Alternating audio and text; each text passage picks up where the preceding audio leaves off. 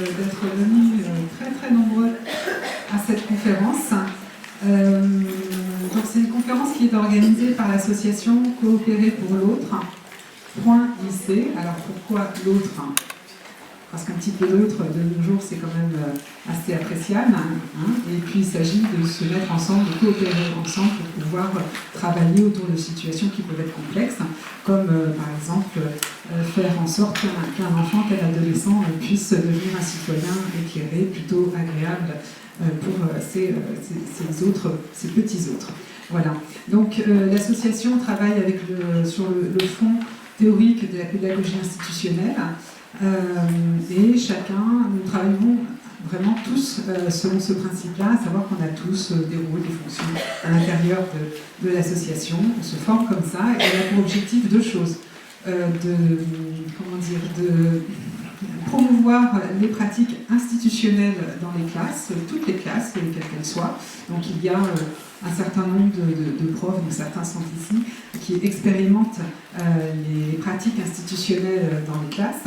Et puis la visée étant de créer peut-être un jour, si on y arrive, de créer un dispositif, une structure lycéenne qui puisse accueillir les jeunes les plus en fragilité.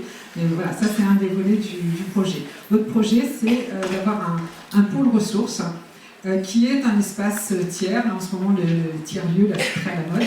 Mais on l'a pensé comme un espace transitionnel, hein, vraiment, où les professionnels pourraient entendre aussi parler des pratiques institutionnelles. Donc on fait des formations, on fait des conférences dans vraiment les axes qui nous intéressent. Et puis donc, des formations, on a une bibliothèque de travail, on a des groupes d'échange de pratiques. On a également un soutien par la recherche, en l'occurrence plutôt Paris 8, donc tous les laboratoires de sciences de l'éducation. Et puis on est en train de développer un petit peu les choses. Voilà, ça c'est pour les instants où voilà. J'ose à peine le dire, voilà, la nuit et le week-end, voilà, c'est dit.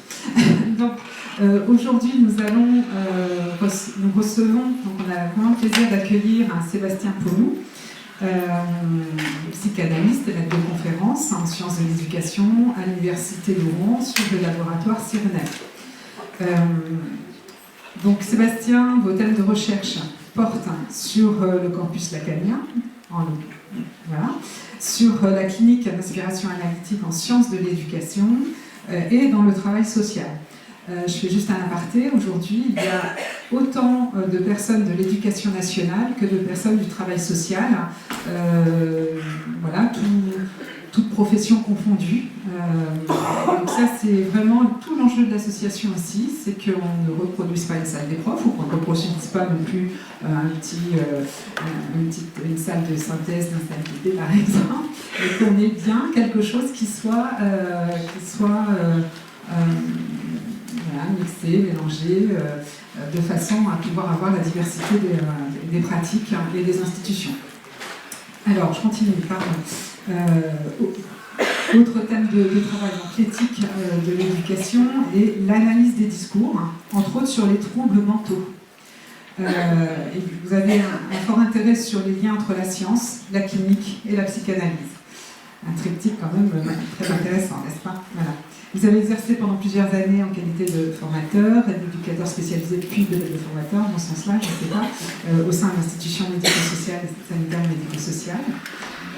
Une autre compétence se rajoute, mais vous en parlerez peut-être en fin de conférence, c'est d'être expert au Haut Conseil de la famille et de l'enfance et de l'âge, placé auprès du Premier ministre, on en parlera après, pour l'écriture d'un rapport dédié à l'enfance, à la santé mentale de l'enfance. Donc ça nous intéresse très clairement. On abordera ça en fin de conférence. Vous avez écrit de nombreux articles. Vous êtes l'auteur de 4 ouvrages autour de pratiques cliniques en travail social. Un livre extrait de votre thèse, Lacan et l'éducation. Et puis, de très nombreux articles. Et puis, le dernier livre sur les enfants hyperactifs, donc à l'écoute des enfants hyperactifs, le pari de la psychanalyse. Alors, que dire du sujet? Qu'allez dire? Enfants agités, enfants angoissés, enfants troublés, enfants tornades, inattentifs, hyperactifs.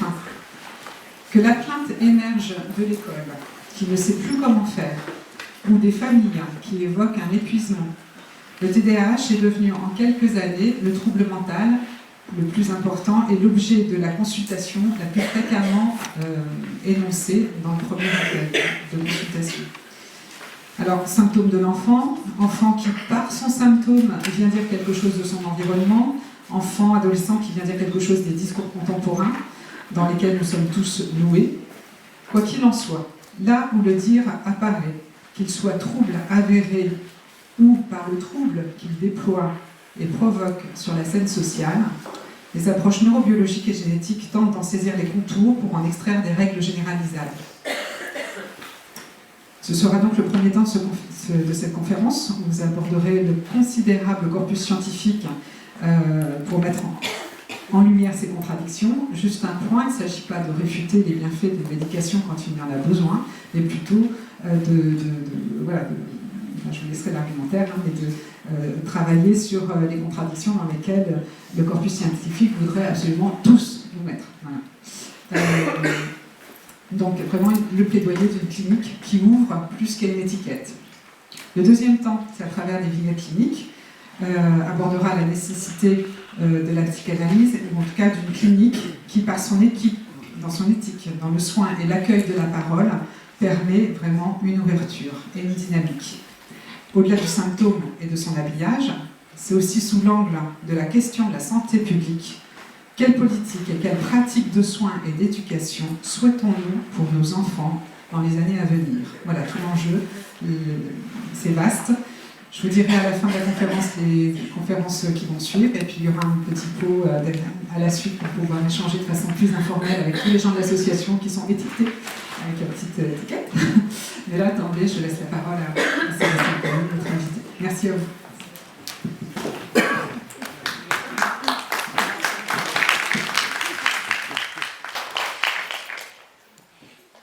Bonjour à toutes et à tous. D'abord, merci beaucoup pour cette invitation, cette belle présentation. Je suis très heureux et très honoré d'être parmi vous cet après-midi. Je vous propose de rentrer assez vite dans le thème de la conférence. Je me permets simplement deux remarques. La première, vous l'avez dit, je m'oriente de la psychanalyse, et donc ça a nécessairement un impact sur mes travaux de recherche. Il n'y a pas de recherche sans chercheur. Et donc, évidemment, tout ce que je vais avancer devant vous aura fait l'objet de publications dans des revues internationales, mais vous devez toujours garder en tête un esprit critique quant à ce que je vais vous présenter, et n'hésitez pas à poser des questions à la fin de la conférence. Le deuxième point, c'est que je vais vous présenter des résultats extraits de recherche scientifique dans un premier temps, et puis dans un deuxième temps, on s'arrêtera davantage sur des aspects cliniques, des présentations cliniques, et puis on aura un temps d'échange à la fin. Voilà, j'espère être le plus clair possible, le plus précis possible au cours de cette présentation. Surtout si vous avez des questions, n'hésitez pas. J'aurai plaisir à y répondre. Voilà, je viens présenter cet ouvrage, À l'écoute des enfants hyperactifs, le pari de la psychanalyse, qui ne pourrait pas exister sans les contributions de François Gonon, de Patrick Landman, de David Coteau, de Laurence Morel, de Valéria Sommer-Dupont. Et avant de commencer, je souhaite leur rendre hommage à leur travail d'une grande rigueur scientifique, d'une grande finesse clinique, le sens du détail, quelque chose d'une clinique qui fait vraiment la consistance, le matériau de cet ouvrage. Et donc voilà, ils ne sont pas là aujourd'hui, mais je tenais néanmoins à les remercier. Comme je vous l'ai indiqué, je vais parler assez librement, mais l'ensemble des données, des éléments, des figures que vous verrez sur les schémas que je vais vous présenter ont tous fait l'objet de publications, soit dans des revues internationales comme Frontiers in Psychiatry, comme le Journal of Attention Disorders, qui est le journal américain de référence concernant l'hyperactivité TDAH, ou dans des revues de bon niveau en France, au niveau international, dans des revues de psychanalyse aussi. Voilà, c'est quelque chose de sérieux, quoi. Une présentation en 3 temps, donc, une première approche critique, une critique des approches biomédicales de l'hyperactivité, du comportement de l'enfant, du TDAH, et ses effets dans les domaines du soin, de l'intervention sociale, de l'éducation. Des perspectives, des alternatives, pas seulement une critique, mais des perspectives et des alternatives, pour enfin vous parler de ce qui fait l'os de mon travail, ma clinique, la présentation d'un cas clinique en institution en l'occurrence. Première partie, critique des approches biomédicales du TDAH et leurs effets dans les domaines du soin psychique. Alors, comme vous l'avez dit, le trouble déficitaire de l'attention avec ou sans hyperactivité est considéré aujourd'hui comme le premier trouble mental chez les enfants d'âge scolaire. Pour cette raison, le TDAH a fait l'objet de milliers d'études au niveau international. D'abord, quelques dizaines d'études par an dans les années 80-90. Aujourd'hui, plusieurs milliers de recherches chaque année, voire dizaines de milliers de recherches chaque année. Ce qui fait que nos conceptions, nos représentations, nos connaissances du TDAH sont nettement plus précises aujourd'hui qu'hier et ont nettement évolué au fil des ans. Tandis que les études initiales des années 1980 et 1990 argumentaient l'hypothèse d'une étiologie, donc d'une cause neurologique ou génétique pour l'hyperactivité, les études subséquentes et les méta-analyses qui ont été réalisées par la suite ont radicalement réfuté l'incidence des facteurs de risque biologiques concernant l'hyperactivité TDAH. À l'heure actuelle, et malgré 30 ans de recherche intensive en neurobiologie et en génétique, il n'existe aucun marqueur neurologique ou génétique susceptible de caractériser le TDAH. À titre d'exemple, il n'existe aucun test biologique à même de contribuer au diagnostic. Concernant les recommandations de traitement pour le TDAH, en France, comme dans la plupart des pays européens, les pratiques de première intention qui sont recommandées sont les pratiques psychothérapeutiques, les pratiques éducatives et les pratiques de prévention et d'intervention sociale. La prescription d'un traitement médicamenteux peut être recommandée en deuxième intention, toujours à l'appui de ces pratiques psychothérapeutiques, éducatives et sociales, et selon des recommandations spécifiques. Donc pour le méthylphénidate, en France, le méthylphénidate est commercialisé sous le nom d'un médicament qui s'appelle la Ritaline. C'est un psychostimulant qui est classé stupéfiant et qui fait l'objet d'un certain nombre de recommandations de traitement. Donc jusqu'en septembre 2021, ce médicament devait être prescrit par un médecin spécialiste en milieu hospitalier avec un renouvellement mensuel chez le médecin généraliste, un renouvellement annuel dans le service hospitalier concerné, et le nom de l'officine de la pharmacie qui délivrait le traitement devait être indiqué sur l'ordonnance.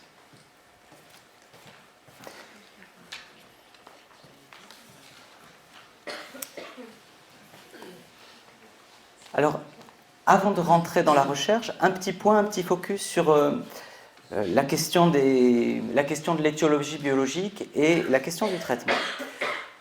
Je vous ai dit tout à l'heure, il n'existe pas à l'heure actuelle de marqueurs biologiques avérés, ni neurologiques, ni génétiques, pour l'hyperactivité. C'est vrai, c'est vrai. Et c'est la même chose pour l'ensemble des troubles de l'enfance. Alors, comme ce sont des choses assez précises, on ne peut pas balayer, je veux dire, ça prendrait une conférence beaucoup plus longue que 2 heures, que de balayer chaque diagnostic un par un. Donc on est obligé de se centrer sur un diagnostic en particulier, cet après-midi le TDAH. Mais ce que je vais vous dire pour le TDAH aujourd'hui, je pourrais tenir un discours à peu près similaire pour d'autres diagnostics ou pathologies de l'enfance, pathologies psychiatriques de l'enfance. 1. Il n'existe toujours pas de marqueur biologique pour les troubles mentaux, chez l'enfant comme chez l'adulte. 2.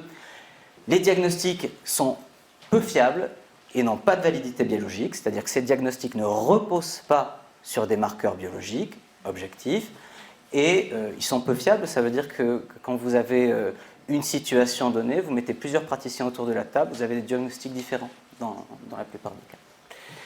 Enfin, les recherches en psychiatrie biologique n'ont abouti à la découverte d'aucune nouvelle classe de médicaments ces 50 dernières années. Tout ça, c'est pas moi qui le dis. Moi, je ne fais que rapporter les propos de chercheurs très renommés, ici Thomas Insel et Steven Iman, qui ont été directeurs de l'Institut américain pour la recherche en santé mentale. Steven Iman, en 2018, disait « Même si les neurosciences ont progressé durant ces dernières décennies, les difficultés sont telles que la recherche des causes biologiques des troubles mentaux a largement échoué. » Thomas Insel, dans un article du New York Times de février 2022, c'est récent, dit « Les recherches en neurosciences n'ont, pour l'essentiel, toujours pas bénéficié aux patients. »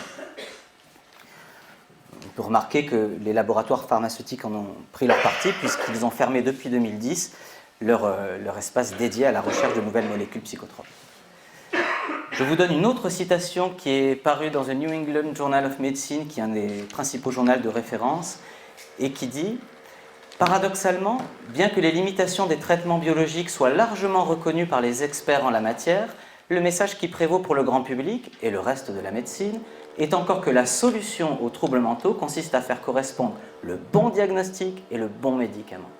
Par conséquent, les diagnostics psychiatriques et les médicaments psychotropes prolifèrent sous la bannière de la médecine scientifique, bien qu'il n'existe aucune compréhension biologique approfondie des causes des troubles psychiatriques ou de leur traitement. Le problème n'est pas simplement une question d'intégrité scientifique et intellectuelle, cet état de fait influence la formation des soignants et le remboursement des soins. Il nuit gravement aux patients et aux praticiens. » Je reviens sur la question du TDAH maintenant. Comme nous n'avons pas de marqueurs biologiques identifiés pour le TDAH, la question du diagnostic et de la prévalence de l'hyperactivité font l'objet d'intenses débats dans la littérature internationale comme dans la pratique. La prévalence, c'est la photographie du nombre de cas à un moment donné. En France, on estime que la prévalence du TDAH est aujourd'hui de 3,5 à 5,6%. C'est une donnée qui est véhiculée par les agences officielles, la HAS, la NSM, et qui fait foi aussi bien dans les institutions médico-sociales qu'à l'éducation nationale. Or, ces données, 3,5 à 5,6% d'enfants hyperactifs en France, d'où sortent-elles? Elles sortent d'une étude épidémiologique qui a été réalisée en 2008, publiée en 2009 dans le Journal of Attention Disorders, et qui est basée sur une enquête téléphonique. Cette enquête téléphonique, elle est réalisée auprès de 1000 foyers, et elle est basée sur un questionnaire type. Alors là, plusieurs questions. Première question, comment peut-on déterminer si un enfant est hyperactif ou non, sans jamais l'avoir rencontré, sans jamais lui avoir parlé? Moi, je ne sais pas faire. Je ne sais pas faire et je ne comprends pas qu'un journal publie une étude qui repose sur une enquête téléphonique. Si vous savez faire, on en parle à la fin de la conférence et vous m'expliquerez. En plus, cette enquête téléphonique, elle n'a pas été faite par des médecins.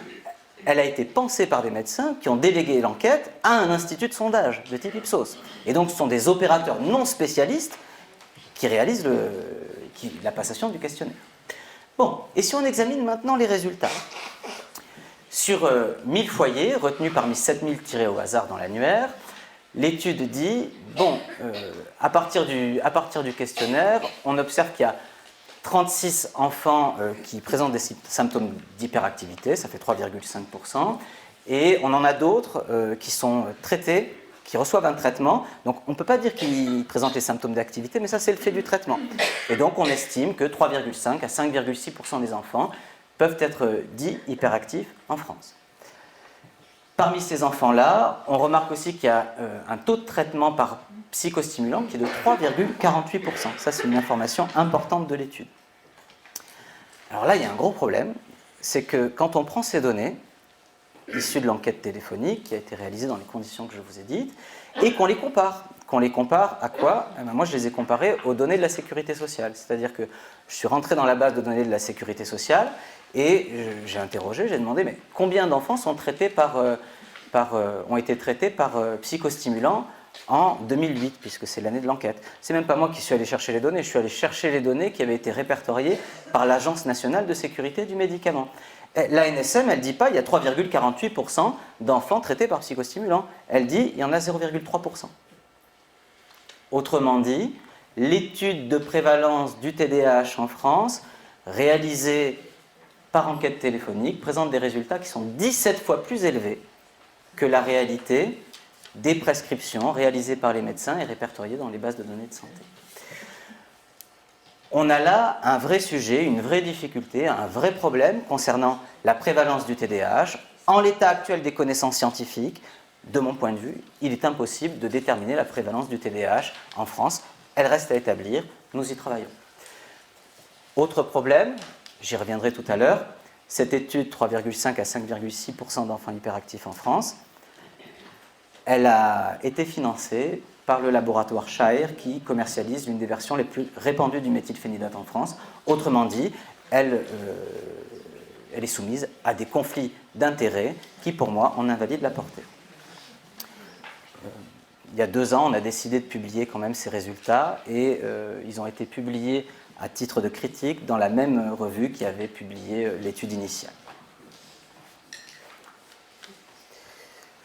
Alors, je reste sur les approches scientifiques et sur l'analyse des bases de données de santé concernant, 1, le diagnostic de TDAH, 2, la prescription de méthylphénidate. Qu'est-ce qu'on a fait? Comme ça nous avait réussi pour la prévalence, on a dit on va continuer concernant le traitement. Donc on est rentré dans les bases de données de la sécurité sociale, cette fois en se disant, bon, on va faire une étude plus rigoureuse sur l'ensemble des enjeux cliniques, démographiques, institutionnels, sociaux qui contribuent 1 au diagnostic, 2 à la médication. Donc on a pris une période entre 2010 et 2019 et on a constitué 2 cohortes. La première cohorte qui comprend 144 000 enfants, qui sont l'ensemble des enfants ayant consommé au moins une fois du méthylphénidate entre 2010 et 2019, et une deuxième cohorte qui comprend 34 000 enfants, et qui sont des enfants qui ont été hospitalisés avec un diagnostic de TDAH entre 2010 et 2019. Partant de ces 2 cohortes, on a posé une série de questions concernant à la fois le diagnostic et la médication. Je vous présente une certaine partie de ces résultats. Vous avez l'ensemble des articles qui ont été publiés et dans la presse et dans les revues que j'ai citées en amont.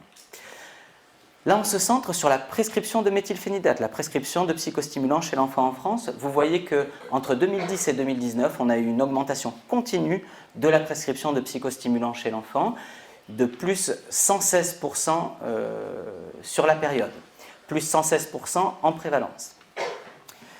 Cette augmentation, elle s'inscrit dans un continuum, puisque entre 2003 et 2005, la NSM dit que la prescription a déjà augmenté de 65%, puis de 135% entre 2005 et 2011, puis de nouveau de 116% entre 2010 et 2019. Donc une augmentation à 3 chiffres tous les 10 ans.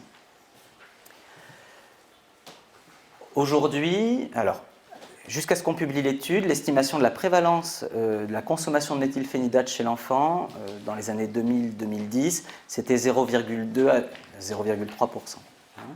À l'appui de ces données, on peut dire que cette prévalence, elle est à minima de 0,61%, probablement 0,75% et probablement aujourd'hui, puisque nos dernières données sont de 2019, au-delà de 1%. Un point de précision, cette augmentation n'est pas corrélée à l'augmentation de la population, puisque le nombre d'enfants âgés de moins de 20 ans a diminué entre 2010 et 2019.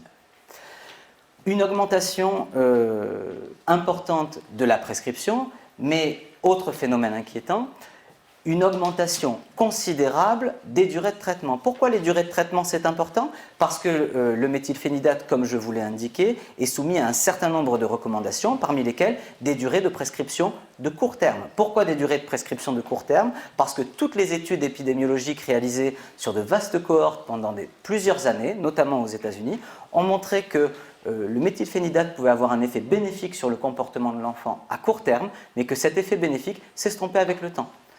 Plus le temps passe, plus l'effet du médicament est équivalent à l'effet placebo.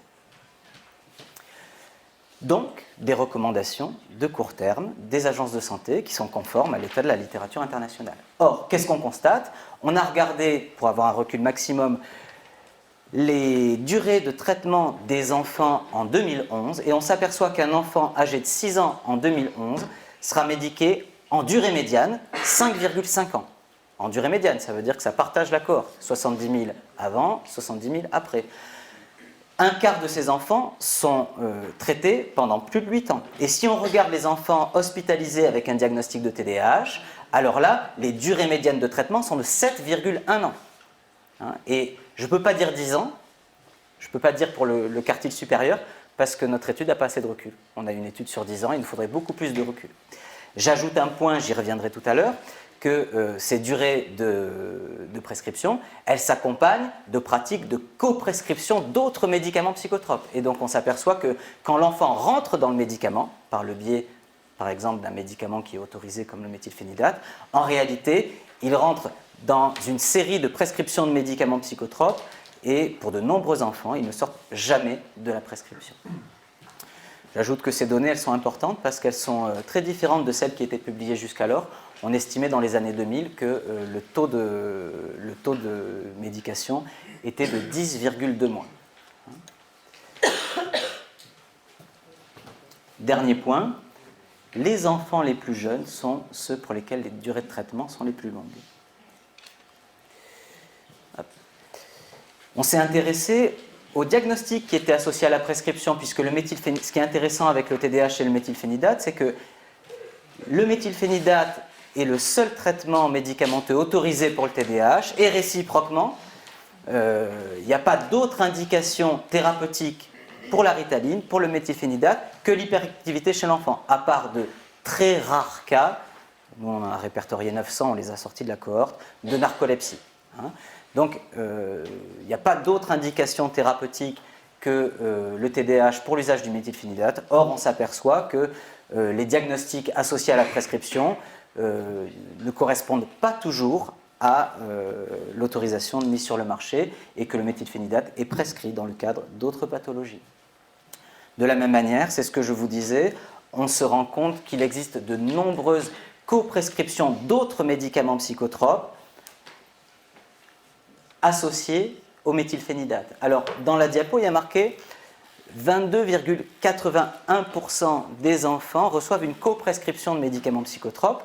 Un quart des enfants reçoivent une coprescription de médicaments psychotropes dans l'année qui suit l'initiation. Pour la cohorte TDAH, on a fait le calcul. Si on enlève la question des 12 mois qui suivent l'initiation, en réalité, 100% des enfants reçoivent une coprescription de médicaments psychotropes au bout d'un certain temps. Oui, la principale molécule qui est coprescrite, c'est la risperidone, le risperdal, qui est un antipsychotique puissant, qui est autorisé chez l'enfant pour une durée maximale de 6 semaines. On s'est intéressé aux recommandations de prescription et de suivi des enfants. C'est-à-dire que jusqu'en 2021, l'initiation par méthylphénidate devait être réalisée en milieu hospitalier, renouvelée tous les ans au bout de 12 mois en milieu hospitalier. Or, on s'aperçoit que dans un quart des cas, cette recommandation de prescription, d'initiation, n'est pas respectée. Cette recommandation d'initiation en milieu hospitalier, pour moi, elle est importante. Pourquoi ? Parce qu'elle garantit le suivi et l'accompagnement des enfants. C'est simplement la précaution de dire, bon, on va mettre un traitement psychotrope en place, ce traitement, c'est pas sans la parole. C'est pas sans la parole, c'est pas sans accompagnement. Et donc la PIH, prescription initiale hospitalière, elle venait en quelque sorte garantir cette modalité d'accompagnement.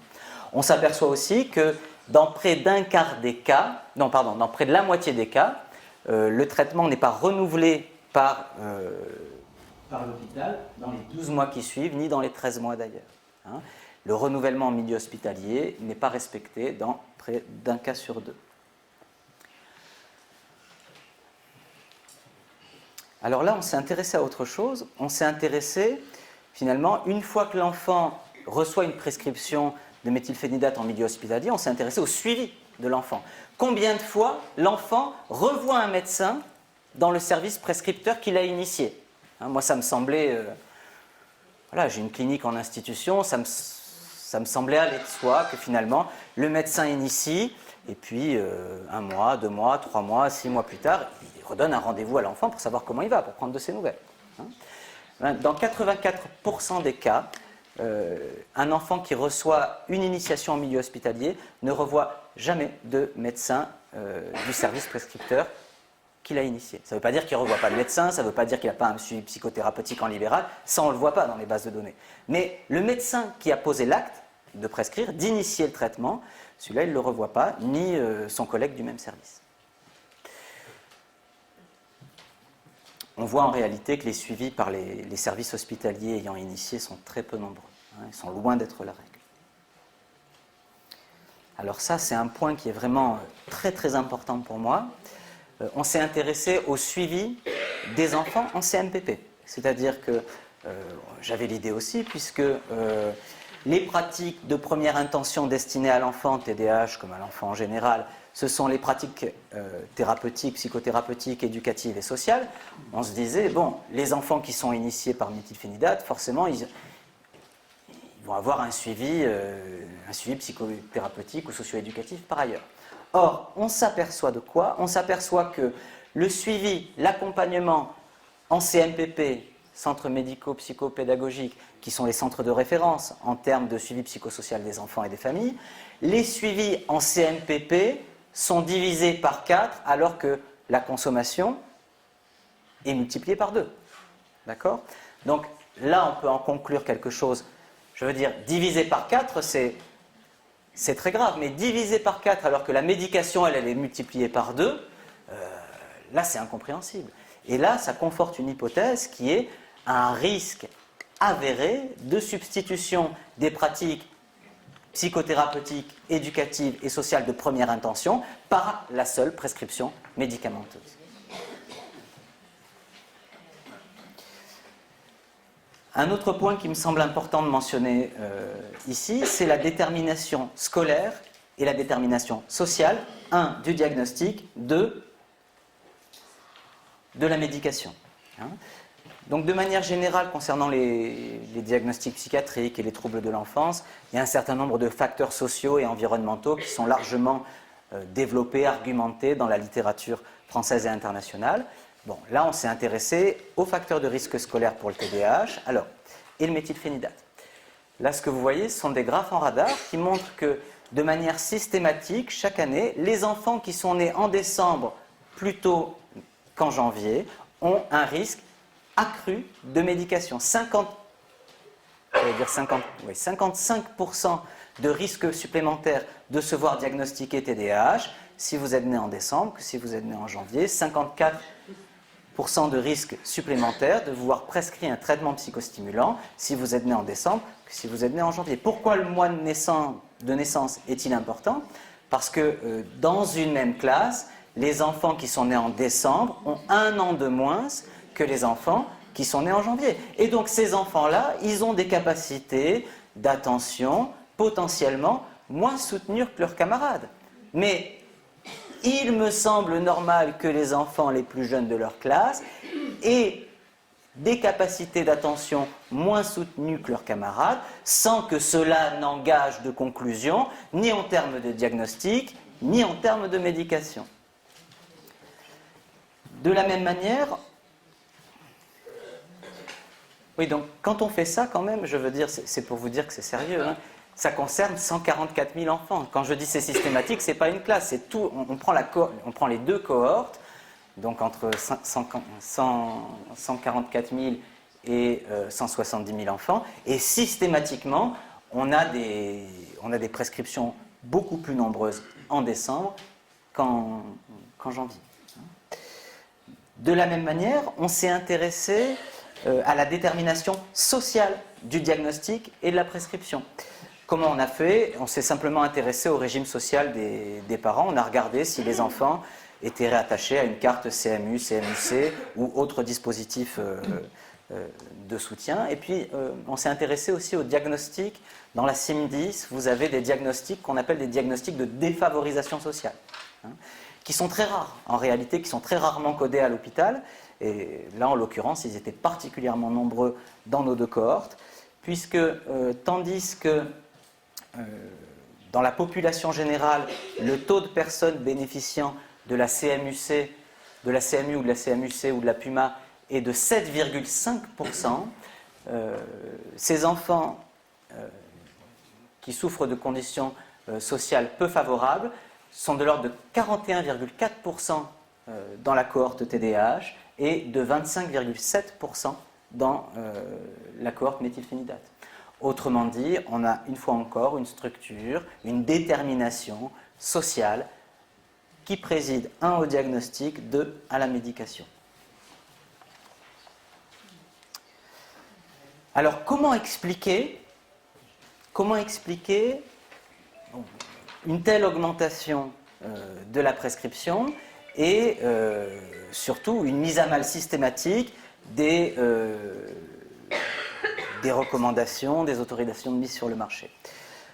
Ce que je vous propose, c'est un petit tour, quelques mots sur les biais scientifiques, les biais médiatiques et les conflits d'intérêts qui peuvent présider aux représentations du TDAH auprès du grand public, auprès des professionnels et auprès des autorités de santé. Alors je ne vais pas rentrer dans le détail des études parce que ce serait un peu long, mais il existe toute une littérature qui argumente des biais scientifiques avérés concernant les études dédiées à l'hyperactivité TDAH. Ces biais scientifiques peuvent concerner l'embellissement des données, la publication d'observations positives, ça c'est un grand classique, par exemple notamment sur les... Je change de sujet, mais sur la question de l'évaluation des antidépresseurs. L'évaluation des antidépresseurs, elle ne tient pas nécessairement compte des études qui ont été réalisées, mais qui n'ont pas été publiées parce qu'elles présentaient des résultats négatifs. Et donc on a dans la littérature un certain nombre d'études qui présentent des résultats soit mitigés, soit positifs, mais toutes les études qui ont été menées auprès de la FDA et qui présentent des résultats négatifs ne sont pas systématiquement publiées. Des présentations trompeuses de données, notamment via les tests statistiques, et une exagération des résultats. Ces biais scientifiques qui sont particulièrement dommageables, j'en ai un en tête, c'est l'étude de Dougherty et collègues qui, en 1999, argumentait une causalité neurologique pour le TDAH. Cette étude-là, elle a été massivement publiée dans les médias. Or, 5 ans plus tard, en 2005, Dougherty a avoué... Alors, elle a été publiée, elle a été dupliquée, ça veut dire que d'autres laboratoires dans le monde ont fait la même étude pour vérifier la robustesse des données. Aucune n'a trouvé des résultats aussi élevés, voire la plupart ont trouvé des résultats nettement plus faibles, voire inconsistants. Et Dougherty et collègues ont avoué plus tard qu'il y avait un biais méthodologique majeur, c'est-à-dire que les patients qui étaient impliqués dans l'étude avaient reçu un traitement au long cours par psychostimulant, et donc que ça avait complètement faussé les données de l'étude. Et donc, cette étude initiale qui venait vraiment légitimer l'hypothèse dopaminergique, l'hypothèse du TDAH comme un déficit des neurotransmetteurs de la dopamine, en fait, c'est une étude frauduleuse. C'est une étude frauduleuse. Il y a une autre étude qui a été interprétée avec beaucoup d'exagération. C'est l'étude qui mettait en avant les effets du traitement médicamenteux sur la performance scolaire des élèves. Alors là aussi, c'est ce qu'on appelle un spin, c'est-à-dire que les résultats présentés dans le résumé, il y a un bénéfice du traitement médicamenteux sur la scolarité de l'enfant, ne reposait pas sur des données qui étaient mises en exergue dans le cœur de la recherche. Il y avait un écart entre les données de la recherche et les résultats qui étaient présentés dans le résumé. Moi, je suis toujours gêné avec ces hypothèses-là, au-delà des résultats de l'étude. Je suis toujours gêné avec l'idée qu'un médicament puisse améliorer les performances scolaires d'un élève, parce que émettre cette hypothèse-là, au-delà des résultats de la recherche, c'est faire fi de la relation éducative, c'est faire fi du désir savoir de l'enfant, c'est faire fi de la complexité des processus d'apprentissage, des modalités d'inscription de l'enfant dans le savoir. Les biais médiatiques, évidemment, que font les médias? Les médias, ils continuent d'amplifier les biais scientifiques qui sont déjà présents dans la littérature. Alors, on s'est intéressé aux biais scientifiques qui présidaient aux représentations du TDAH en France. Donc on s'est amusé, on est allé dans tous les articles de presse qui traitaient du TDAH entre 1995 et 2015 ou 2017. On a fait pareil pour la télévision, on a fait pareil pour les sites internet. On a posé 3 questions. Le TDAH est-il une maladie neurologique? Je vous ai dit que non. Les consensus scientifiques les plus récents disent « non, c'est pas neurologique ». On n'a pas d'étiologie neurologique. Le TDAH est une maladie génétique. Une fois encore, les consensus scientifiques disent que non. Et le médicament protège-t-il de l'échec scolaire? Cette hypothèse est également réfutée. Et donc on a posé ces 3 questions en interrogeant la presse, Internet, la télévision. Et on s'aperçoit que, au final, 87% de l'information diffusée dans les programmes télévisuels français est contraire aux consensus scientifiques internationaux concernant l'hyperactivité. 83% des articles de presse présentent une information scientifique contraire à ces consensus et 94% pour les sites internet. Alors, le cas classique, hein, c'est je tape hyperactivité sur internet, je tombe sur une page et il est écrit l'hyperactivité est un trouble du neurodéveloppement d'origine génétique. Bon, ben là, je regarde mes consensus internationaux, ben, je code que non. Là, j'ai une information qui est contraire à ce que dit la science. Je rappelle que c'est moi qui porte ce discours-là pour vous cet après-midi, hein, mais que c'est un discours qui est porté, y compris par des sommités en psychiatrie, en neurobiologie, au niveau international. Ah, un point plus sensible, des biais scientifiques, des biais médiatiques. On en parle ça avec les journalistes. Après tout, les journalistes ils disposent de très peu de temps pour faire leur papier. Donc qu'est-ce qu'ils font? Ils se fient au résumé des articles, ils vont pas forcément approfondir les choses, sauf dans les articles de presse, où là le temps de traitement de l'information est plus long et permet des investigations plus approfondies. Mais surtout, les conflits d'intérêts. Il existe en France des conflits d'intérêts qui président aux représentations du grand public, qui président aux représentations des professionnels et qui influencent les politiques de santé. Premier exemple, je vous l'ai déjà donné, la seule étude de prévalence disponible en France et qui met en exergue un taux abusivement élevé, 3,5 à 5,6% des enfants, contraire à la réalité des pratiques réalisées par les médecins dans leur quotidien. Cette étude a été financée par le laboratoire Shay et donc présente un conflit d'intérêts avec l'industrie du médicament.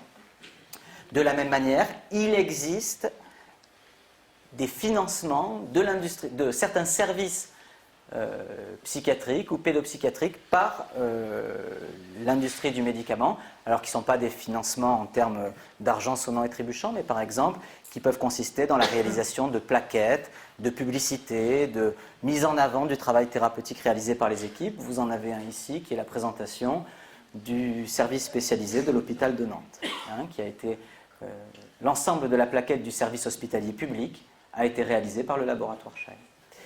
Enfin, il existe un financement des associations de parents qui sont censées représenter l'enfant et les familles, un financement des associations de parents par l'industrie du médicament. Par exemple, l'association Hyper Super TDAH France qui milite pour une approche biomédicale du TDAH, notamment en faveur du traitement, est régulièrement financée par le laboratoire Shay et par l'industrie pharmaceutique. Ainsi, il existe des conflits d'intérêts qui ne sont pas directs, des conflits d'intérêts qui sont médiatisés entre l'industrie pharmaceutique, les services spécialisés, les services de recherche et les associations de parents. Et ces conflits d'intérêts influencent les représentations du grand public, des professionnels et les politiques de santé. Par exemple, ça pose notamment problème en termes de recherche, puisque un service spécialisé va demander un financement de recherche pour réaliser une étude sur le TDAH ou sur le méthylphénidate. Il va devoir constituer une cohorte. Nous, vous avez vu, on l'a fait dans les bases de données de santé de manière très, très neutre, très objective. Mais où va aller chercher sa cohorte? Où le service hospitalier va-t-il aller chercher sa cohorte?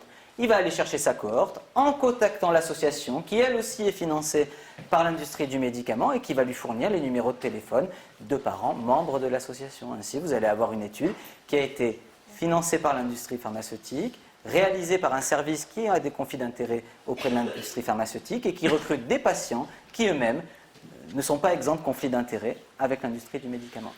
En quoi cela influence-t-il les politiques publiques? Les représentations, bon, sans doute, voilà, le message véhiculé dans les médias, du tout neuro, du tout biologique. Mais pour les pouvoirs publics, c'est très simple. J'ai dit que la réglementation de prescription initiale hospitalière pour le méthylphénidate, c'était jusqu'en septembre 2021. Qu'est-ce qui s'est passé en septembre 2021? L'association Hyper Super TDAH France, qui présente des conflits d'intérêts avec l'industrie du médicament, a réalisé plusieurs saisines auprès de l'autorité du médicament, de la NSM, pour réclamer la fin de la PIH. Elle a réclamé la fin de la PIH. À quel motif? Des difficultés d'accès au traitement. L'étude qu'on a faite n'était pas publiée, mais quand on regarde les chiffres, visiblement, il n'y a pas de difficulté d'accès au traitement, qui est prescrit hors des recommandations, hors AMM, par des généralistes, sans suivi psychothérapeutique ou éducatif. Bon. Donc là, on a une influence directe de l'association, et par le biais de l'association de l'industrie pharmaceutique, sur les politiques de santé. De la même manière, la HAS est en train actuellement de revoir ses recommandations pour le TDAH, et cette demande de révision a été faite, une fois encore, par l'association Hyper Super TDAH.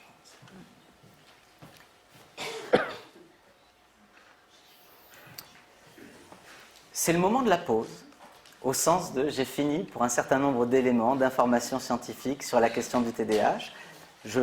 Voilà, on avait dit qu'on passerait un temps de questions et de conversation. Hein, voilà. Je vous remercie.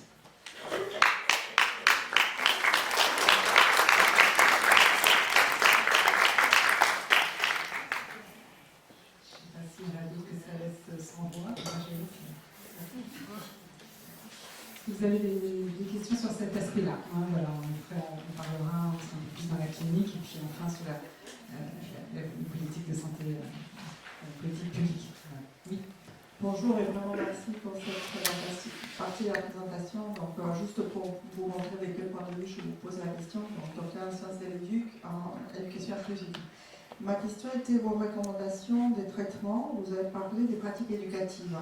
Sans donner qu'est-ce que vous voyez derrière les mots pratiques éducatives sur les recommandations des traitements?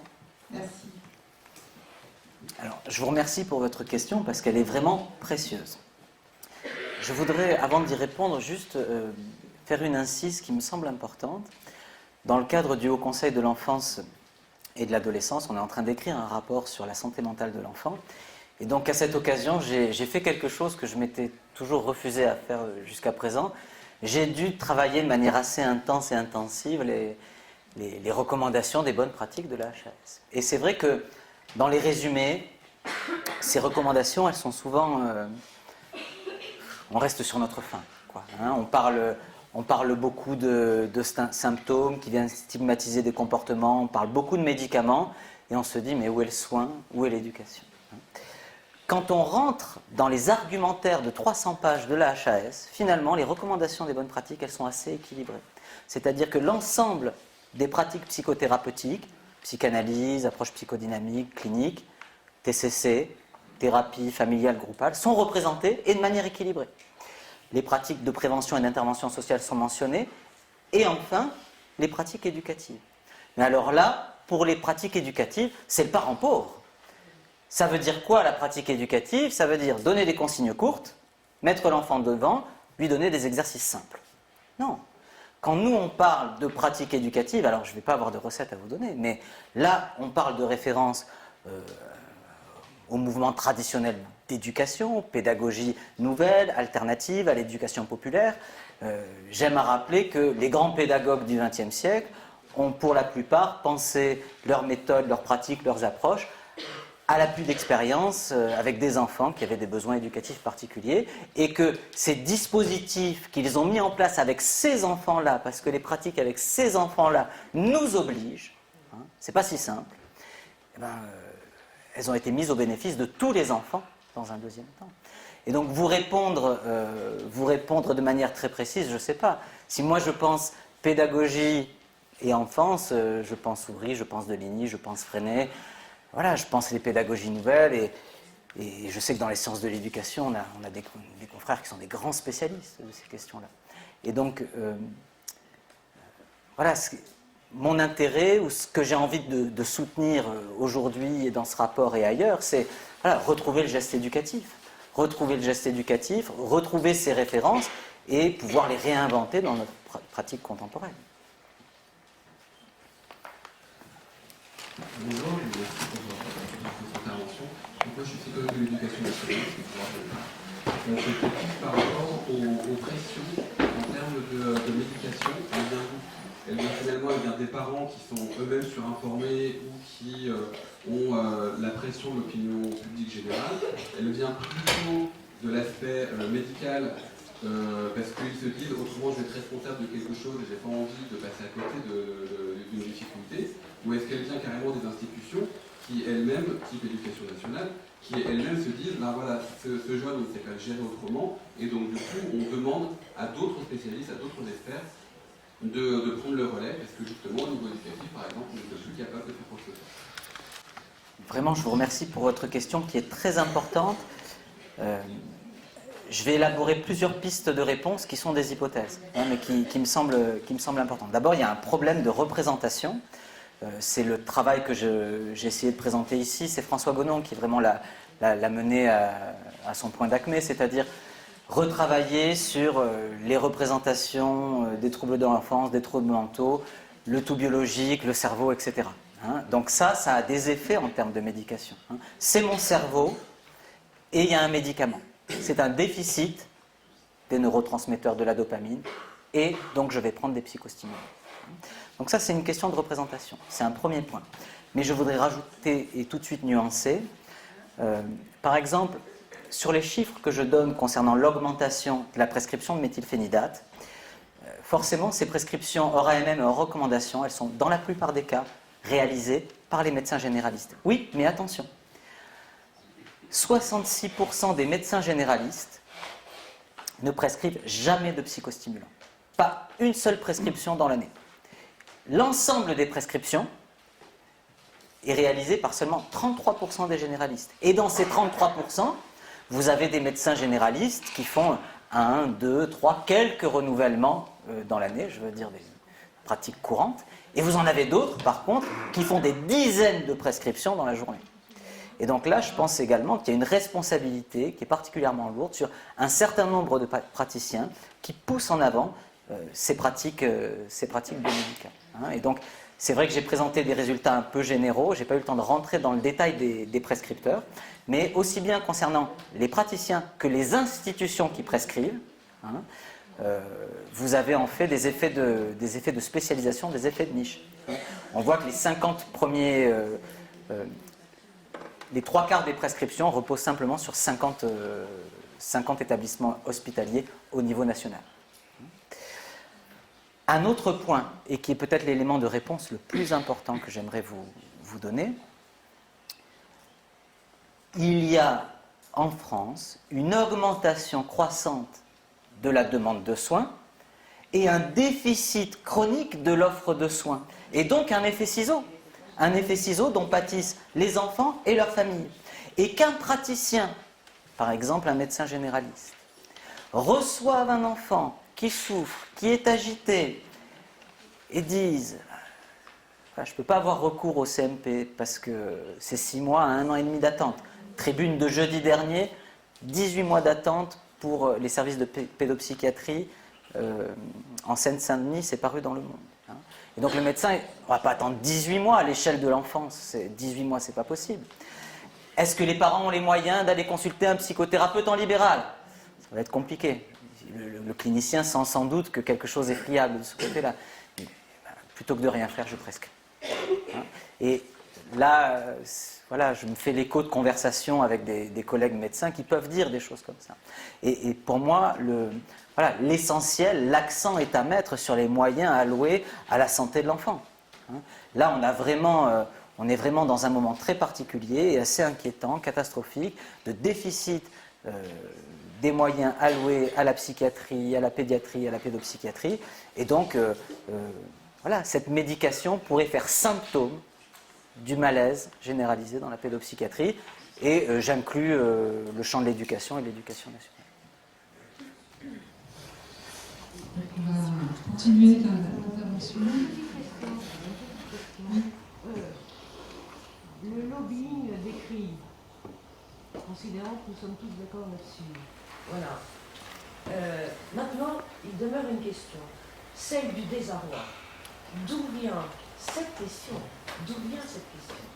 Qui est du lobbying, qu'on médite parce qu'on n'a pas de santé publique, d'ailleurs en déshérence, c'est sûr. Vous le pouviez, c'est très bien. Maintenant, je me dis, pourquoi cette question-là surgit avec cette force-là? Et quel est le désarroi des gens qui trimballent leurs gosses, là, chez le médecin, qui est le généraliste souvent, et pourquoi les... Voilà. Je me dis quand même, il y a une densité, non pas de la statistique dont, honnêtement, je ne voudrais pas enlever la qualité et la longévité de votre travail, mais la statistique, certes, il n'y en aurait pas tant que ça. Mais quel est ce désarroi porté de cette manière-là sur cette question?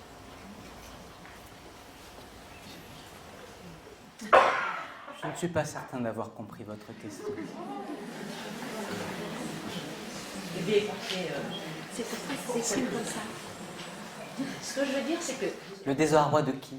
le désarroi dans cette société qui fait que cette question a cette ampleur, d'ailleurs que vous vous en emparez, mais surtout que le chercheur s'en empare, a priori, c'est parce qu'il y a une force de cette question dans la société et qu'il y a un désarroi très important porté par les parents, je les ai cités, par les institutions qui reçoivent les enfants, que ce soit celle de la médecine ou celle de l'école. Pourquoi il y a un tel désarroi et pourquoi il y a une force aussi vive de cette question si au bout du compte ça ne représente statistiquement pas grand-chose? Voilà, c'est mon étonnement. Je suis toujours pas certain d'avoir compris. Écoutez, Je vais répondre de ce que de la place. embarrassante pour la suite, donc allons sur la suite. Je vais répondre de là où j'ai entendu. Moi, ma question pour les conflits d'intérêts, elle est problématique à plusieurs titres. Elle est problématique à plusieurs titres, du point de vue de la recherche, du point de vue des associations. C'est-à-dire qu'il existe en France des dispositifs de financement des associations et de la recherche qui n'en passent pas nécessairement par l'industrie du médicament. Je fais de nombreuses études, je travaille avec des collègues qui font de nombreuses études, qui sont financées, qui obtiennent des financements très importants, qu'un service spécialisé de l'hôpital Robert Debré ne parvienne pas à obtenir les mêmes financements que moi j'arrive à obtenir, j'ai un doute. Et donc là, pour moi, il y a vraiment un engagement, une orientation politique de la recherche qui en passe par le financement de l'industrie pharmaceutique. De la même manière, une association de parents, elle peut disposer de financements qui sont autres que ceux de l'industrie du médicament. C'est peut-être pas là que vous placiez le désarroi. Hein. Non, mais c'est pas grave, continuons, parce que sinon, il y a une assemblée nombreuse et...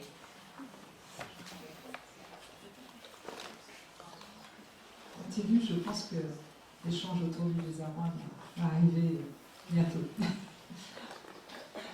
En tout cas, la façon dont on peut répondre, si le symptôme est une trouvaille, elle assigne peut-être aussi les professionnels à être un peu inventifs pour pouvoir y répondre. Alors, voilà, est-ce que ça pourrait être la suite? Maintenant, avec impatience.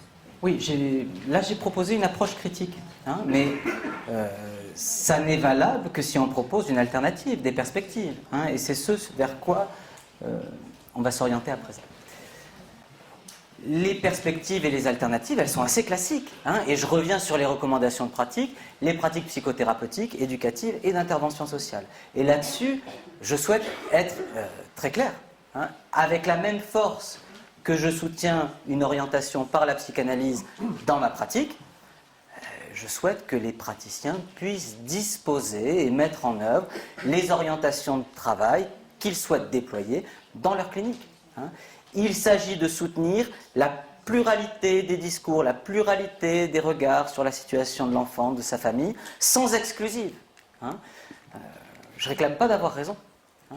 Je réclame de pouvoir travailler selon une orientation qui a un ancrage clinique, qui a un ancrage théorique, qui repose sur des engagements institutionnels de formation.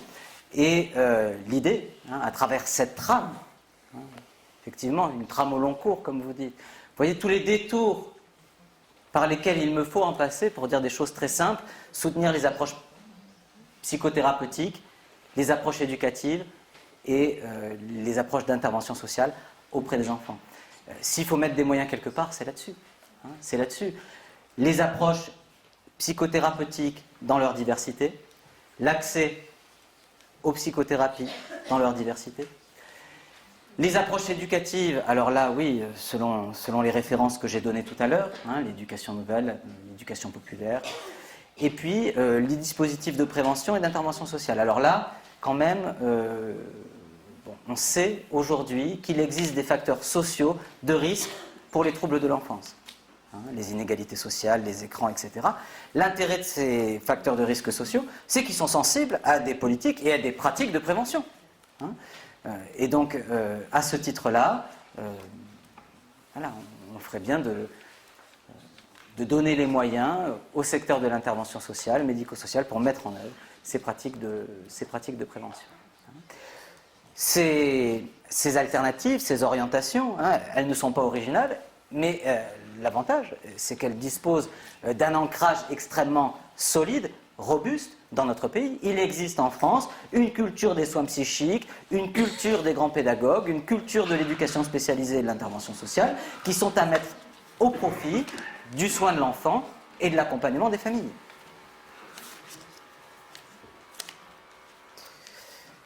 Quelle que soit leur diversité, quelles que soient leurs différences, ces différentes pratiques reposent sur un socle ou des principes, enfin quelques points communs que j'ai essayé de mettre en avant pour la présentation de cet après-midi.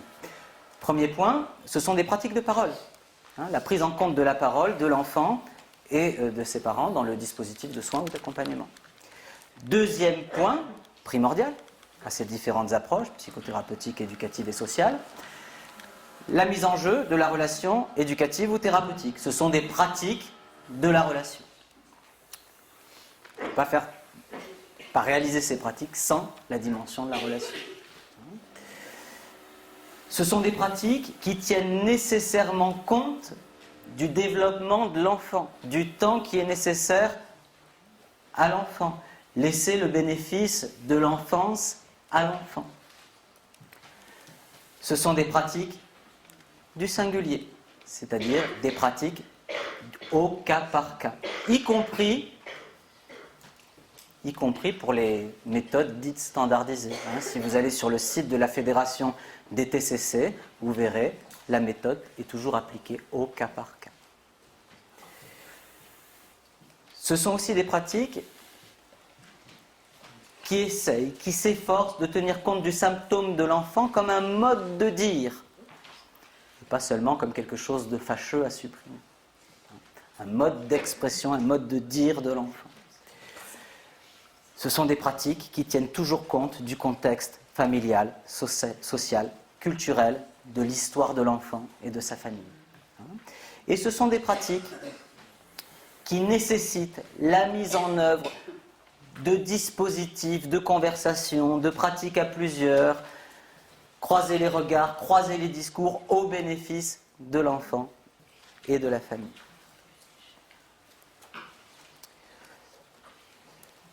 Maintenant, je propose très simplement de vous présenter un cas de ma pratique, puisque l'ouvrage est fait ainsi. Il est structuré à partir d'une critique des approches biomédicales du TDAH pour ouvrir sur la nécessité de la clinique et le travail au cas par cas réalisé par les collègues, soit en institution, soit en libéral.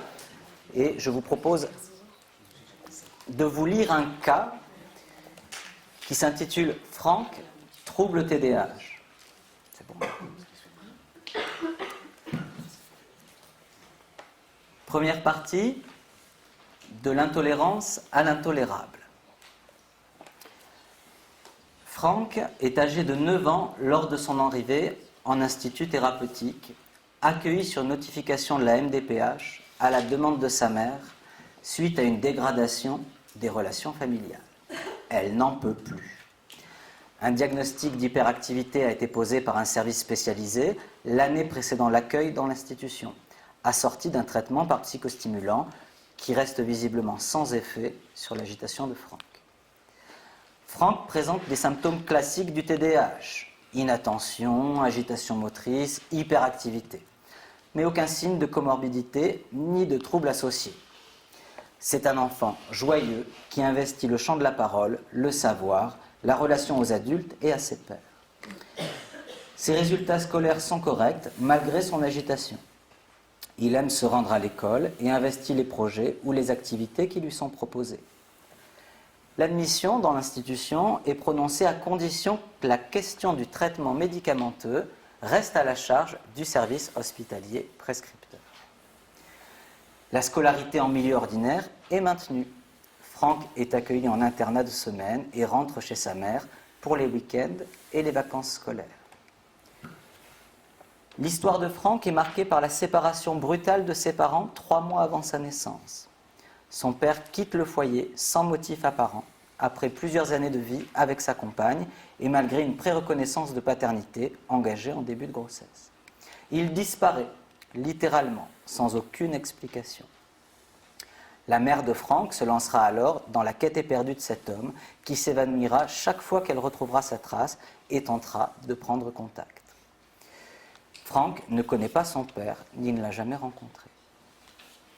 Au-delà des manifestations typiques du TDAH, majeures à cette époque, l'accueil de l'enfant s'inaugure à compter d'un symptôme particulier supposé par sa mère. Franck serait intolérant au lactose. Elle refuse cependant toute investigation médicale.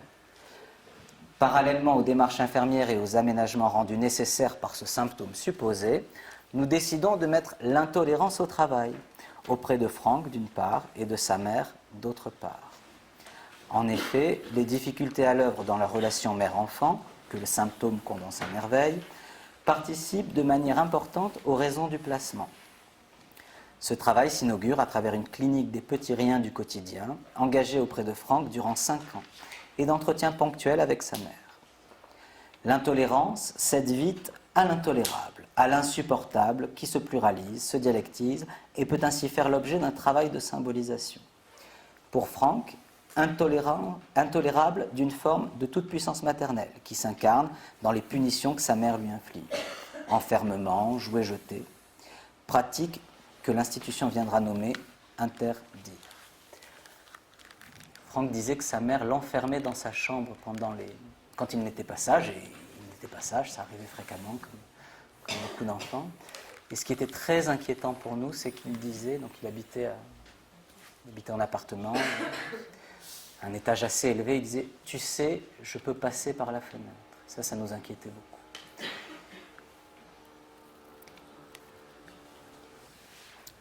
Donc ça, c'est l'intolérable pour Franck. Pour la mère, les difficultés engendrées par le comportement de son fils ouvrent sur l'intolérable d'un abandon qui la ravage, celui de son ex-compagnon, le père de Franck, qui tient lieu de point de condensation d'une jouissance intraitable à laquelle elle est sans cesse connectée et dont elle est l'objet. Franck incarne dans le réel cet abandon qui l'accable, dont il est devenu le support, la trace, le reste insupportable. L'hyperactivité peut alors être interprétée comme ressucée de cette fuite en avant du père, aussi bien comme mode de défense du sujet face à une jouissance étrangère, héritée, intimée par l'autre et faisant retour sur le corps. La mise au travail de la parole de chacun, dans les espaces ouverts par le déploiement d'une pratique à plusieurs, engage des effets rapides. Décondensation de l'insupportable à l'œuvre dans le partenariat mère-enfant, dissipation des symptômes d'agitation et d'hyperactivité liés à l'extraction et au déplacement de la jouissance de l'autre, dont Franck avait pris la charge à même son corps. Et par voie de conséquence, arrêt du traitement médicamenteux, construction de références tierces, pour la mère comme pour l'enfant, et possibilité de réinvestissement de nouvelles formes de relations sociales et de rapport au savoir. Hyperactivité, ponctuation lacanienne. La situation de Franck nous semble enseignante dans la mesure où elle précise l'abord lacanien de l'hyperactivité et fait résonner l'intérêt de la psychanalyse et de son éthique dans l'accueil et l'accompagnement des enfants diagnostiqués TDAH et de leur famille. Dans la situation initiale, Franck se situe en position d'objet de la jouissance du fantasme maternel. Son agitation fait écho à l'impossible séparation d'un autre foncièrement présent. Je cite. L'hyperactivité évoque alors une clinique du mouvement qui s'oppose à la statique du fantasme maternel. Cette position relativement commune, et qui spécifie peut-être la position du sujet hyperactif, trouve ici son point de fixation dans la mesure où Franck condense la jouissance intolérable de l'abandon de la mère par le père. L'accent porté sur le passage de l'intolérance à l'intolérable engage l'articulation et la circulation d'une trame signifiante qui permet de soutenir l'enfant dans un travail de déplacement de ce point d'identification à l'objet du fantasme maternel. Loin du réductionnisme et des affres spéculatives de la psychiatrie biologique, le traitement par la parole ouvre sur des effets durables qui permettent au sujet de saisir sa chance créative dans son rapport à l'autre et au lien social. Je vous remercie.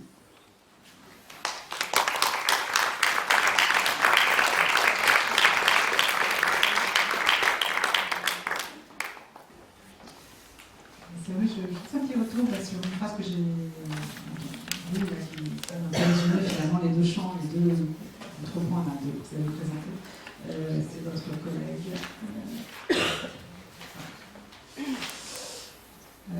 Norman, qui disait finalement, il y a 40 ans, j'ai commencé la psychiatrie, une psychiatrie sans cerveau. Et aujourd'hui, j'ai l'impression d'aller sur une psychiatrie sans psychisme. Voilà. Et cette question du psychisme, la reconnaissance du psychisme, d'une donnée qui constituerait le sujet en tant que tel, quels que soient les troubles qu'il peut avoir, et peut-être tendance comme ça aujourd'hui à s'accommoder d'économies ou de facteurs économiques et gestionnaires qui finissent par quand même entraver le travail du lien permanent que l'on est tous en train d'œuvrer. On est tous ici, à la fois l'éducation nationale, médico-sociale, éducateurs, etc. On est très au clair sur le fait qu'on aimerait bien avoir un petit peu plus de moyens pour travailler et accomplir nos missions de service public. Là, je pense que personne ne va dire. Mais voilà, cette dimension comme ça de l'ouverture sur cette dimension du psychisme. On a l'impression, voilà, des fois qu'il s'agirait, ne serait-ce que ça, d'affirmer qu'il y a un psychisme, qu'il y a de l'inconscient, qu'il y a du sujet. Voilà. C'est juste pour après ouvrir et laisser la parole au public. C'est pas un peu plus de moyens, c'est beaucoup plus de moyens, hein, sinon ça marchera pas là. Vraiment beaucoup plus de moyens. Oui, moi ce que j'entends aussi dans les deux approches différentes que vous avez évoquées, vous avez posé, c'est d'un côté une conception du symptôme comme quelque chose à éradiquer, sans chercher du tout le sens du symptôme, donc il signifie d'ailleurs, étymologiquement, et de l'autre côté, une recherche de sens pour le sujet, justement. Quel est le sens de ce symptôme pour le sujet ? C'est la moindre des choses, c'est la moindre de politesse. Vous le dites très bien. L'enfant nous fait signe, et voilà, on l'accueille et on lui répond. Voilà, y compris quand ce signe est pénible, douloureux, on en tient compte. On en tient compte, c'est l'accueil du symptôme, hein, et la mise au travail du symptôme. Effectivement, essayer d'en dégager un sens, voir ce que l'enfant peut en dire. Oui, bonjour. Je suis CPE en collège. Et donc, quand vous parlez des pratiques éducatives, évidemment ça me parle, parce qu'on manque évidemment cruellement d'accompagnement, comme on pourrait dire, et de gens qui fassent l'interface et qui pourraient à la fois accompagner les enfants, leurs familles, et les éducateurs, les pédagogues, etc. Je vais parler d'un exemple qui, moi, m'a énormément touchée dans ma pratique professionnelle l'année dernière, d'un enfant, un enfant tornade, un enfant vraiment très, très agité dans son comportement social avec les autres dans beaucoup de domaines. Et on a dû mettre en place à un moment donné ce qu'on appelle une commission éducative au sein du collège pour essayer de poser les choses et là où notre domaine de compétences pouvait intervenir. Et donc, les parents sont arrivés à cette commission en expliquant, écoutez, on a 4 enfants, on en a déjà 2 qui sont hyperactifs, on pense qu'il est hyperactif. Famille extrêmement aisée, socio-culturellement élevé. Rendez-vous est pris à Robert-Debré 2 semaines après, il devait y avoir les vacances de Noël. L'enfant revient après les vacances de Noël. Ouf, c'est bien un TDAH. Voilà.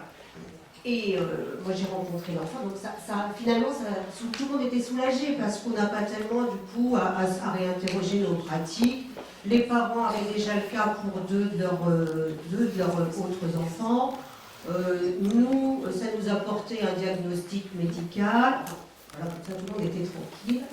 Et puis je revois immédiatement le jeune dans mon bureau et je lui dis et du coup, comment tu te sens, toi, par rapport à ça? Et il me dit, ça va aller beaucoup mieux parce qu'on m'a donné un médicament qui va m'empêcher de rire. Et je dis, c'est triste ce que tu me dis là, parce que j'espère bien que tu ne vas pas arrêter de rire. J'espère bien que... Mais lui, il avait entendu ça. Alors je suppose bien que ce n'est pas à Robert-Debré qu'on lui a dit, on va te donner un médicament pour t'empêcher de rire, ni même ses parents, mais lui, il le vivait comme ça. Et c'est quand même extrêmement triste pour un enfant de à peine 13 ans. Alors effectivement, le traitement, c'est de la Ritaline, le traitement fonctionne plutôt pas mal pour certains champs de son agitation, mais je trouve ça extrêmement complexe très difficile à vivre en tant qu'accompagnante éducative, de ne pas avoir de la part, par exemple, de l'hôpital Robert Debré, etc., des clés de compréhension, des clés d'accompagnement de cet enfant dans sa singularité. Voilà. Parce que le traitement médical, c'est une chose. Accompagner cet enfant dans le fait que quand même, il va peut-être pouvoir continuer à rigoler et puis que ça va bien se passer, pour moi, c'en est une autre. Voilà. Donc j'aimerais beaucoup qu'il y ait beaucoup plus d'interface. Alors voilà, on va faire le monde, etc. Je travaille avec un CMP où on a la chance d'avoir des liens comme ça, de personnes qui ne sont pas les soignants, hein, mais qui font le lien et qui viennent, quand on les sollicite sur des actions éducatives, des équipes éducatives, des équipes de suivi, faire le lien entre le CMP et l'école. Mais ça manque vraiment. Et je ne crois pas, parmi tous les enfants qui ont été diagnostiqués TDAH, que des garçons. Hein. J'ai pas une fille dans mon collège dont on m'a dit qu'elle est diagnostiquée TDAH. Hein, ça passe sous les radars total. J'ai pas connaissance d'une seule famille pour qui il y a eu la mise en place d'une psychothérapie familiale, voilà, de choses comme ça. Et puis, on a un deuxième, je vais aller vite, hein, on a un deuxième enfant. Là, pour le coup, il n'est pas pris en charge d'un point de vue médical, parce que quand il y a eu une première recherche hein, par un neuropsychiatre des difficultés qu'il pouvait rencontrer, sa première analyse disait qu'il faut aller creuser plus loin. Et la maman est tellement en panique qu'on puisse lui dire qu'il va falloir lui donner de la Ritaline, qu'elle a arrêté toute forme de recherche complémentaire, etc., par rapport aux difficultés de son fils. Il se retrouve, lui, pour le coup, dans un milieu avec un niveau socio-culturel beaucoup plus faible, dans une plus grande errance et dans une très très grande difficulté. On revient comme à l'école, le premier berceau, le deuxième, plutôt. Mais comment l'école peut aussi faire tiers. C'est impossible. Oui, merci pour votre témoignage. L'essentiel, c'est que vous lui en ayez dit quelque chose, qu'il continue de rire. C'est déjà ça. C'est déjà ça. Pour le reste, on verra. C'est pour revenir effectivement sur cette notion de symptômes et cette notion de désarroi. Effectivement, le TDAH, c'est une forme de symptôme, ça peut être un symptôme familial, mais à mon avis, ça a pris une telle proportion au niveau de la société que ça peut être aussi un symptôme sociétal. Et c'est là qu'on retrouve le désarroi qui était tout à l'heure indiqué par la collègue, qui était de se dire, mais finalement, qu'est-ce qui pousse les membres de notre société à se retrouver devant des institutions, ne plus savoir quoi faire, ne plus savoir à quel sens se vouer, et finalement, en fait, essayer de tenter tout et n'importe quoi pour pouvoir essayer de résoudre un problème qui est au départ simple, j'ai un enfant, ça va pas bien. Et là, tout à l'heure vous parliez, oui, il faut travailler en partenariat, il faut prendre le temps d'écouter l'enfant, mais je pense qu'aujourd'hui, nous sommes dans une société qui ne prend plus le temps. Qui ne prend plus le temps au niveau des interactions interpersonnelles, mais qui ne prend plus le temps aussi parce que ça coûte cher. Et donc, qu'est-ce qu'on fait de ces enfants-là et comment on peut répondre à ce désarroi de ces familles qui on leur dit tout et n'importe quoi, mais qu'elles sont prêtes à croire tout et n'importe quoi parce que justement, elles sont dans cet état de sidération en se disant je n'ai pas de solution particulière pour mon enfant. Alors, qu'est-ce que je fais? Que peut-on proposer? Effectivement, on va nouer le clinique et le politique. Voilà, c'est ça. Oui, c'est une question difficile. Alors peut-être que j'entends mieux le désarroi maintenant. C'est très difficile comme question, mais moi, ce à quoi je ne veux pas céder, voilà, je ne cède pas sur ma clinique et je n'ai pas envie de céder à la dépression. C'est-à-dire que si effectivement il y a ce grand désarroi, une situation catastrophique en termes d'état des lieux, des dispositifs de soins et d'éducation, bon, mais moi je ne cède pas à la dépression. Qu'est-ce qui marche? Qu'est-ce qu'on peut faire? Qu'est-ce qu'on peut dire? Qu'est-ce qu'on peut en dire?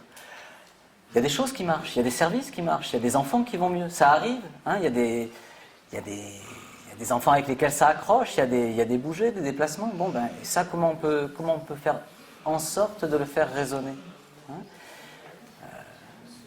Ce qui se joue de ce désarroi, de ces symptômes et de ces manifestations au champ politique et social, on peut se mobiliser aussi collectivement pour faire en sorte au moins d'en dire quelque chose, voire pour changer un peu les choses. Hein. Et bizarrement, parfois ça marche. Parfois ça marche. Parfois on arrive à se faire entendre. Parfois il y a quelque chose qui fonctionne. Alors c'est pas idéal, c'est pas. On peut faire mieux, mais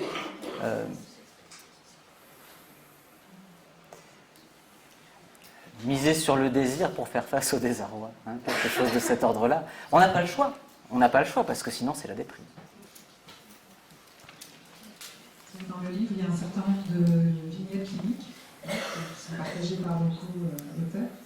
On disait un petit peu en aparté, on va reprendre des vignettes cliniques, si ce n'est qu'elles sont assez diverses, avec des champs effectivement très très singuliers de l'histoire de chacun. Il y a une vignette clinique qui est beaucoup plus longue, Anastasia, la problématique d'Anastasia, et voilà, ceux qui souhaitent sont invités éventuellement. Merci pour cet écho, parce que ça c'est important. Voilà. Je suis dans ce désarroi et je suis avec Franck. Et tiens, Franck, il y a quelque chose qui s'est passé avec sa maman, avec Franck. Et finalement, je ne suis pas seul. Et c'est ce qu'il y a dans l'ouvrage. Hein.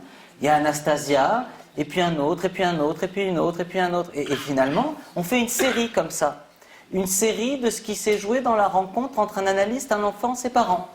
Et je veux dire, c'est un tout petit bouquin dans l'immensité du désarroi. Mais là, il y a quelque chose. Je ne dis même pas ça marche. C'est vrai, je disais, on a des belles nouvelles de cet enfant ou de tel autre. Mais oui, ça fait série. Deligny aurait dit, ça fait cordée. Il y a quelque chose qui... pour moi, ça va être dans mieux. Hein, parce qu'il n'y a pas qu'avec Franck. Avec d'autres aussi. Il y a quelque chose qui s'est passé, qui a fonctionné. Alors, je n'ai pas mentionné ça, hein, parce que je veux dire, dans le jeu avec les semblants, allons-y, on pourrait parler de l'efficacité de la psychanalyse, on pourrait parler de l'efficacité des psychothérapies, de l'efficacité de l'éducation, évidemment, avec des résultats toujours insuffisants. Mais oui, il y a quelque chose qui se passe. Et quand je rends hommage aux collègues et à leur travail, c'est aussi ça, de dire, tiens, là, il y a un peu moins de désarroi parce qu'on est un peu moins seul et il y a plusieurs enfants avec lesquels il y a quelque chose qui se passe. Alors, surgit, mais après je voudrais vous entendre sur le rapport là, qui va sortir, même si vous ne pouvez pas tout en dire, surgit un enfant que j'ai vu il y a 15 ans au moins, voilà, plus de 15 ans, un jeune, on ne parlait pas encore TDAH, mais un jeune qui s'agitait dans tous les coins, vraiment dans tous les coins du bureau, et qui, je vais le tester, et il s'amusait à cracher de la bave pour attraper le trombone qui était sur le bureau, essayer de le faire remonter comme ça. J'étais un petit peu, voilà, je sais comment je vais faire au milieu. Je dis, comment ça se passe en classe? Ça se passe bien, il paraît que j'arrête pas de bouger. Oui, je voyais bien qu'il n'arrêtait pas de bouger dans tous les sens, que je clouais à la chaise. Et puis il me dit un truc extraordinaire, mais je m'en souviens vraiment. Il me dit, il faudrait inventer des chaises comme au Futuroscope, qui bougent tout le temps. Bon, voilà. Donc je crois que la question de la trouvaille, y compris la trouvaille qui est au sein, dont le sujet, que le sujet détient sans savoir qu'il le détient, qu'il détient cette propre trouvaille pour trouver lui-même une solution, un bricolage, mais voilà, on va faire j'en ai étude sur la trouvaille, hein, j'ai déjà embarqué tout le monde. Mais s'autoriser à entendre quelque chose de ce que le sujet est capable de dire lui-même pour se débrouiller pour tenir debout, voilà, c'est déjà peut-être quelque chose. Voilà, c'était juste une petite. Alors voilà, ça fait peut-être associer à d'autres. On a choisi une association. Et on voit des élèves qui sont en train de se balancer. Et moi, j'avais fini par remarquer que parmi ceux qui se balançaient, quand ils se balançaient, il était en lien avec ce que je racontais. Quand ils se balançaient plus, il était plus en lien. Et c'est vrai que c'est à nous aussi de revoir nos postures des points rigides par rapport au comportement qu'on voit des élèves, notamment sur ce entre guillemets besoin d'agitation qui peut donner, peut apporter une certaine marge de liberté dans le mouvement. Ça parlait récemment un collègue autour d'un crayon. Je voudrais vraiment entendre notre invité avant de passer au petit moment plus convivial qui est très très cher à l'association.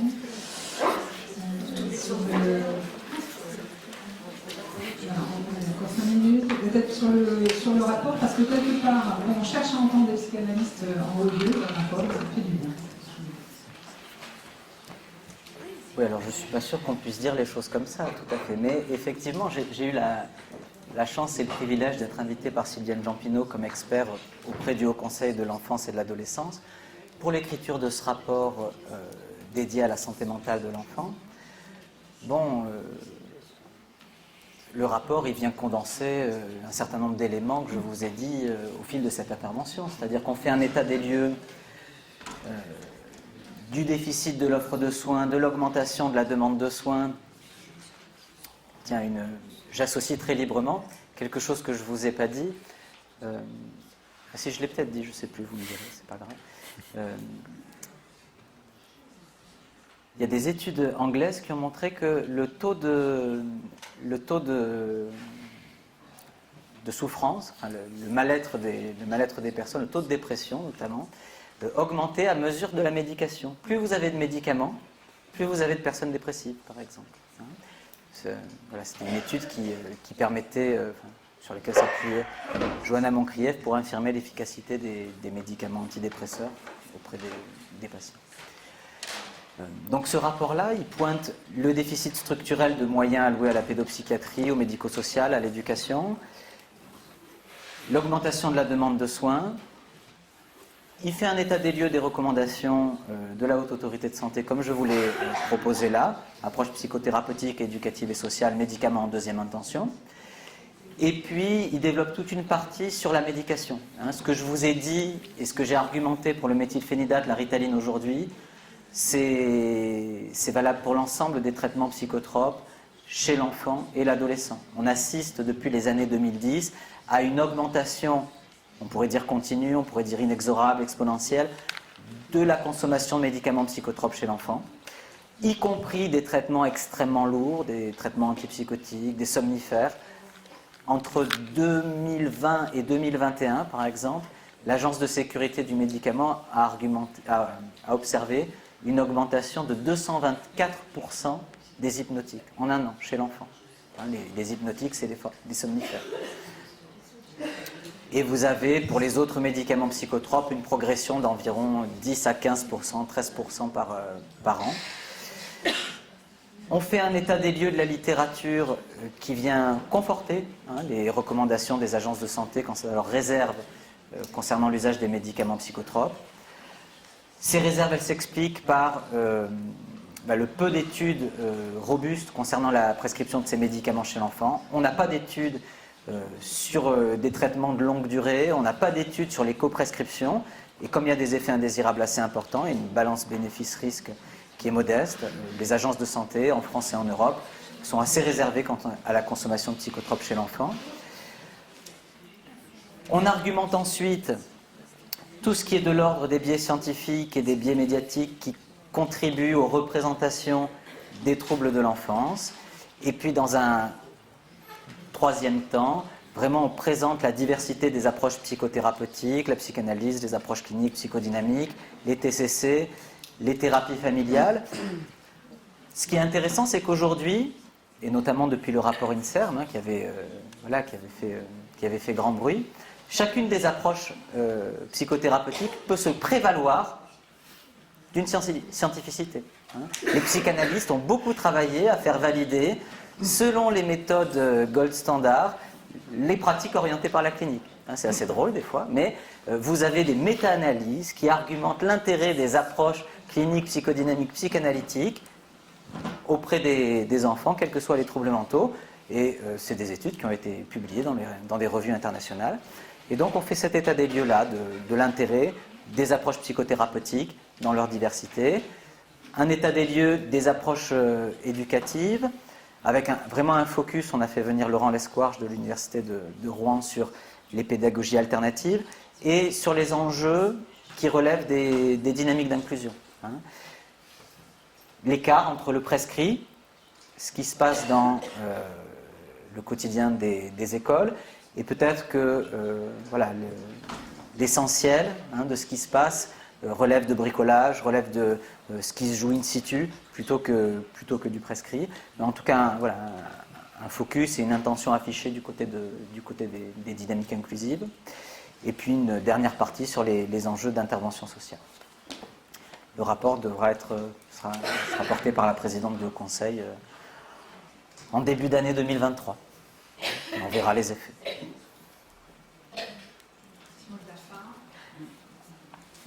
Merci beaucoup pour cette riche intervention. Pour ma part, je ne me suis pas présentée, je suis enseignante dans le secondaire.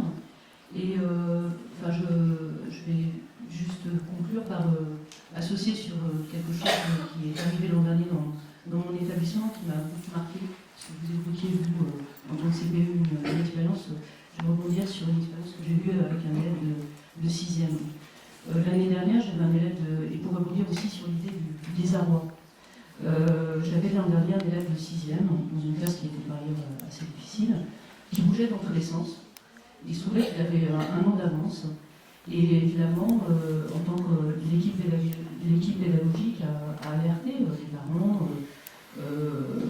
en parlant de l'agitation de l'enfant. Et on a tellement alerté et discuté lors des réunions parents-professeurs que la mère a fini, cette maman, en désarroi, a fini par arriver, par donner à la professeure principale un test de Conners qui émanait d'une neuropsychologue, je pense, qu'elle était allée voir, et elle voulait, en fait, le test de Conners, qui est une échelle, un test qui comporte de nombreuses questions, une centaine de questions, je crois, plus de 100 questions, très diverses, pour établir un diagnostic. Elle avait envie, elle souhaitait absolument connaître, savoir ce qui se passait pour son enfant, et elle soumettait au professeur cette échelle de Conners qui nous a été... on nous a demandé à ce moment-là de compléter à mon plus grand désarroi.